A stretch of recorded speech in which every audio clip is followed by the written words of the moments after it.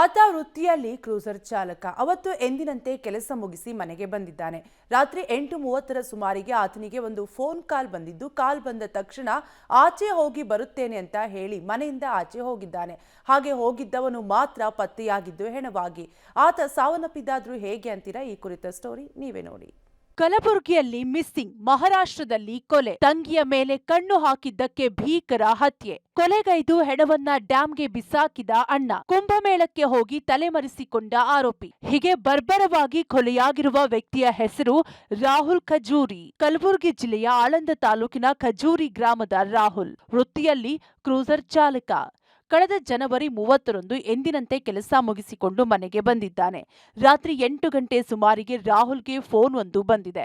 ಫೋನಲ್ಲಿ ಮಾತಾಡಿದ ರಾಹುಲ್ ಸ್ವಲ್ಪ ಕೆಲಸ ಇದೆ ಅಂತ ಹೇಳಿ ಮನೆಯಿಂದ ಹೋಗಿದ್ದಾನೆ. ಹಾಗೆ ಮನೆಯಿಂದ ಹೋಗಿದ್ದ ರಾಹುಲ್ ರಾತ್ರಿ ಕಳೆದು ಬೆಳಗಾದ್ರೂ ವಾಪಸ್ ಬಂದಿರಲಿಲ್ಲ. ಆತನ ಮೊಬೈಲ್ಗೆ ಕರೆ ಮಾಡಿದ್ರೂ ಕೂಡ ಸ್ವಿಚ್ ಆಫ್ ಬರ್ತಿತ್ತು.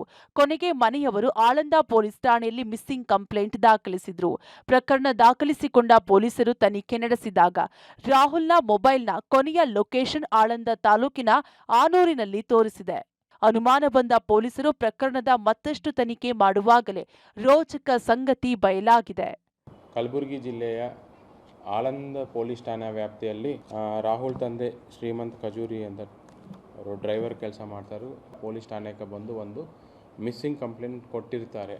ತದನಂತರ ಅವರದ್ದು ಈ ಸರ್ಚ್ ಮಾಡಲಿಕ್ಕೆ ಹೋದಾಗ ಮತ್ತು ಎಲ್ಲ ಏನೇನು ಈವೆಂಟ್ ಫರ್ದರ್ ಇನ್ವೆಸ್ಟಿಗೇಷನ್ ಅವರು ಹುಡುಕ್ಲಿಕ್ಕೆ ಹೋದಾಗ ಕೆಲವೊಂದು ಮಾಹಿತಿ ಸಿಕ್ಕಿದ ಮೇಲೆ ಮತ್ತು ಅವರು ಪೇರೆಂಟ್ಸ್ ಅವರು ಹುಡುಕ್ತಾ ಇದ್ದಾಗ ಈ ಖಜೂರಿ ಕ್ರಾಸ್ ಆದಮೇಲೆ ಸಾಂಗ್ಲಿ ಬೆಣ್ಣೆತೊರ ಡ್ಯಾಮ್ ಅಂತ ಚೆಕ್ ಡ್ಯಾಮ್ ಕಡೆ ಸ್ಟ್ಯಾಂಡ್ ಸ್ಟಿಲ್ ವಾಟರ್ ಏನಿದೆಯೋ ಅದರಲ್ಲಿ ನಮಗೆ ಅವರ ಮೃತದೇಹವು ನಮಗೆ ಲಭ್ಯವಾಗಿದೆ. ಆನೂರಿನಲ್ಲಿ ಟವರ್ ಲೊಕೇಶನ್ ಮತ್ತು ಆತನ ಲಾಸ್ಟ್ ಕಾಲ್ ಮಾಹಿತಿ ಬೆನ್ನತ್ತಿದ್ದಾಗ ರಾಹುಲ್ನನ್ನ ಆನೂರ ಗ್ರಾಮದ ಭಾಗ್ಯವಂತಿ ಅನ್ನೋ ಯುವತಿ ಕರೆ ಮಾಡಿ ಕರೆಸಿಕೊಂಡಿರೋದು ಬೆಳಕಿಗೆ ಬಂದಿದೆ.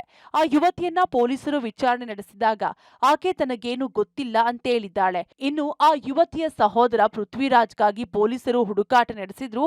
ಆತನ ಸುಳಿವು ಮಾತ್ರ ಸಿಕ್ಕಿರಲಿಲ್ಲ. ಆತನ ಕಾಲ್ ಹಿಸ್ಟರಿ ತೆಗೆದಾಗ ಆನೂರಿನ ಮತ್ತೊಂದು ಯುವತಿಯ ಜೊತೆ ಆತ ನಿರಂತರವಾಗಿ ಸಂಪರ್ಕದಲ್ಲಿರೋದು ಪತ್ತೆಯಾಗಿದೆ. ಆಗ ಪೊಲೀಸರು ಪೃಥ್ವಿರಾಜ್ನ ಪ್ರೇಯಸಿಗೆ ವಿಚಾರಣೆ ನಡೆಸಿದಾಗ ಆತ ಕೊಲೆ ಮಾಡಿರೋದು ಬೆಳಕಿಗೆ ಬಂದಿದೆ. ರಾಹುಲ್ನನ್ನ ಕೊಲೆ ಮಾಡಿ ಪೃಥ್ವಿರಾಜ್ ಕುಂಭಮೇಳಕ್ಕೆ ಹೋಗಿದ್ದಾನೆ.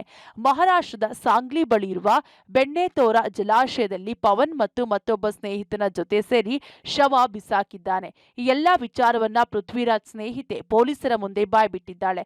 ಪ್ರಕರಣ ಬೆನ್ನತ್ತಿದ ಪೊಲೀಸರು ಶವ ಸಾಗಾಟಕ್ಕೆ ಸಹಾಯ ಮಾಡಿದ ಪವನ್ ಹಾಗೂ ಮತ್ತೊಬ್ಬ ಅಪ್ರಾಪ್ತನನ್ನ ವಶಕ್ಕೆ ಪಡೆದು ವಿಚಾರಣೆ ನಡೆಸಿದಾಗ ಶವ ಬಿಸಾಕಿರುವ ಜಾಗ ತೋರಿಸಿದ್ದಾರೆ.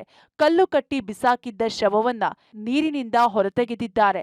ವಿಚಾರಣೆ ಟೈಮಲ್ಲಿ ಒಬ್ಬ ಆರೋಪಿ ನಾವು ಹಿಡ್ಕೊಂಡು ವಿಚಾರಣೆ ಮಾಡಲಾಗಿ ಇಬ್ಬರು ಆರೋಪಿತರನ್ನು ನಾವು ವಶಪಡಿಸಿಕೊಂಡೆವು. ಅದರಲ್ಲಿ ಒಬ್ಬರು ಜುವೆನೈಲ್ ಇದ್ದಾರೆ, ಒಬ್ಬರು ಮೇಜರ್ ಇದ್ದಾರೆ.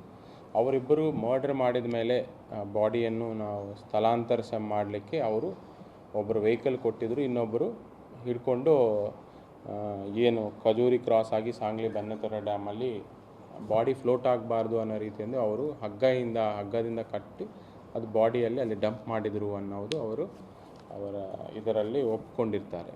ಅದಿನ್ನೂ ನಮಗೆ ಮೇನ್ ಆರೋಪಿ ಯಾರಿದ್ದಾರೋ ಅವರು ಸಿಕ್ಕಿಲ್ಲ. ಮರ್ಡರ್ ಮಾಡಿದ ಮೇಲೆ ಕುಂಭಮೇಳಕ್ಕೆ ಹೋಗಿದ್ರು ಅನ್ನೋದು ಒಂದು ಮಾಹಿತಿ. ಕೊಲೆ ಬಳಿಕ ಪ್ರಯಾಗ್ರಾಜ್ ಕುಂಭಮೇಳಕ್ಕೆ ತೆರಳಿರುವ ಆರೋಪಿ ಪೃಥ್ವಿರಾಜ್ಗಾಗಿ ಪೊಲೀಸರು ಹುಡುಕಾಟ ನಡೆಸಿದ್ದಾರೆ. ಇನ್ನೊಂದೆಡೆ ಕೊಲೆಯ ಬಳಿಕ ತಲೆಮರೆಸಿಕೊಂಡಿದ್ದ ರಾಹುಲ್ ಪ್ರೇಯಸಿ ಭಾಗ್ಯವಂತಿ ಮತ್ತು ಆತನ ತಾಯಿಗಾಗಿಯೂ ತಲಾಶ್ ಮಾಡುತ್ತಿದ್ದಾರೆ. ಕೊಲೆ ಮಾಡಿ ಕುಂಭಮೇಳದಲ್ಲಿ ಪಾಪ ಕಳೆದುಕೊಳ್ಳುತ್ತೇನೆ ಅಂತ ಲೆಕ್ಕ ಹಾಕಿರುವ ಆರೋಪಿಗೆ ಇಲ್ಲಿ ಪೊಲೀಸರು ಬೇಡಿ ಹಾಕಲು ಕಾದು ಕುಳಿತಿದ್ದಾರೆ.